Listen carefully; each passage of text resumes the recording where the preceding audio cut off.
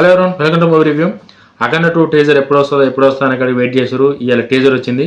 But టీజర్లో నేను observe చేసింది ఏంటని చెప్పి అంటే 2 క్యారెక్టర్స్ ఏవైతున్నాయో, ఫస్ట్ టీజర్లో ఒక క్యారెక్టర్ మనకు చూపించే రఘువరి క్యారెక్టర్, ఈ రోజు టీజర్లో ఇంకో సెకండ్ క్యారెక్టర్, ఇంకో అఖండ 1లో ఏదైతే ఫస్ట్ క్యారెక్టర్ ఉందో అది దీనిలో చూపించారు.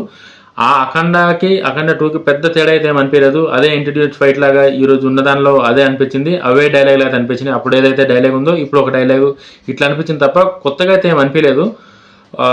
మరి ఎందుకో నాకైతే అట్లా అనిపించింది. నేను ఎక్కువ ఎక్స్పెక్ట్ చేసుకున్నందుకో లేకపోతే ఎక్కువ ఊహించుకున్నందుకో తెలియదు, కానీ నాకైతే అఖండ 2లో టీజర్కి ఏదైతే డైలాగ్ ఖచ్చితంగా ఒక డైలాగ్ ఉండాలో, అంటే బాలకృష్ణ గారి లుక్స్ పరంగా కానీ డైలాగ్ పరంగా కానీ అది వేరే లెవెల్. అది ఇంకా దాని గురించి మనం మాట్లాడేది లేదు.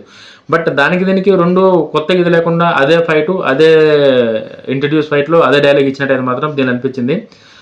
ఉన్నక్కడికైతే బీజిఎం కానీ బాలయ్య బాబు గారి పర్ఫార్మెన్స్ గురించి మనం ఎంత చెప్పినా తక్కువనే.